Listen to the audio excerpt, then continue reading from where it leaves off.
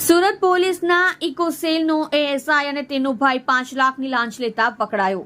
સુરત પોલીસમાં economic crime સેલમાં ASI તરીકે ફરજ બજાવતા સાગર પ્રધાન અને તેનો ભાઈ 5 લાખની લાંચ લેતા ઝડપાયા હતા। છેતરપિંડીના ગુનામાં પકડાયેલા મુંબઈના વેપારીને છોડવા અને તેની ઓફિસમાંથી કબજે લીધેલું સામાન અને ડાયમંડ પરત આપવા માટે રૂપિયા 15 લાખ માંગ્યા હતા।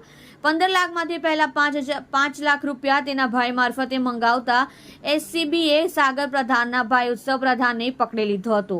આ વાત ન ખબર પડતા એએસઆઈ સાગર પ્રધાન ભાગી છૂટ્યો હતો। એન્ટી કરપ્શન બ્યુરોનું કહેવું છે કે આ કેસમાં ફરિયાદીના ભાગીદાર ઉપર મુંબઈમાં છેતરપિંડીનો ગુનો દાખલ થયો હતો, એટલે ઇકોસેલમાં એએસઆઈ તરીકે ફરજ બજાવતા સાગર પ્રધાન ફરિયાદીને તથા તેના ભાગીદારને પકડી લાવ્યા હતા।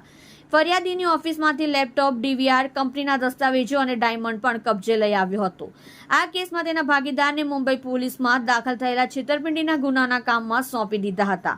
ત્યારબાદ ફરિયાદીને છોડી મૂકવાના તથા ફરિયાદીની ઓફિસમાંથી લઈ આવેલા માલ સામાનને પરત આપવા માટે ફરિયાદી પાસે રૂપિયા 15 લાખ લાંચની માંગણી કરી હતી। આ રકમમાંથી મંગળવારે તડકા ફાસ્ટ ફૂડ અને ચાઇનીઝ દુકાનની સામે અલકાપુરી સર્કલ બ્રિજ નીચે કતારગામ ખાતે રૂપિયા 5 લાખ મોકલવા માટે માંગણી કરી હતી।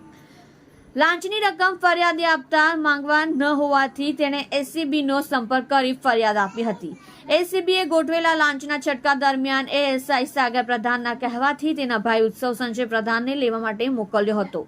તેના ભાઈ ઉત્સવે લાંચની રકમ સ્વીકારી હતી અને ઉપરથી સાગર પ્રધાન સાથે હેતુલક્ષી વાતચીત પણ કરી હતી।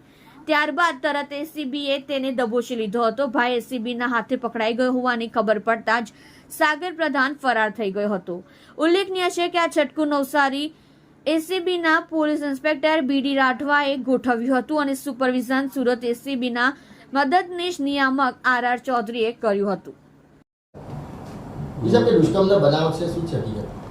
આ કામે હકીકત એવી છે કે આ કામે જે ભોગ બનનાર જે છે એ બોલી કે સાંભળી શકતી નથી અને માનસિક રીતે વિકલાંગ છે, જેથી ગઈ 22/4 આ કામના જે ભોગ બનનાર જે છે એમને પેટમાં દુખાવો પડતા અને વોમિટ જેવું થતાં એના જે કાકી જે છે એને દવાખાને લઈ ગયેલા, તો એમને જાણવા મળ્યું કે આ જે ભોગ બનનાર જે છે એ પ્રેગ્નન્ટ છે, જેથી આ કામના ભોગ બનનારનો એના કાકા કાકી પૂછપરછ કરતા તેને કહેલું કે જે આ બાજુમાં એક જે છે પ્રદીપ પટેલ કરીને એ જે છોકરો જે છે એને એની સાથે દુષ્કર્મ કરેલું છે અને એના કારણે એ પ્રેગ્નન્સી થઈ છે।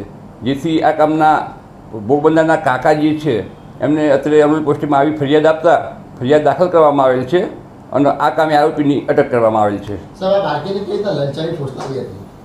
હવે આ કામની જે બાળકી જે છે તો શારીરિક વિકલાંગ છે, એટલે એનો ગેરલાભ લઈ ખરેખર એની જે શારીરિક અસમર્થતા છે એનો એને જે મિસયુઝ કરી અને આ કામના જે ભોગ બનનાર જે છે એની સાથે આ કૃત્ય કર્યું છે એને।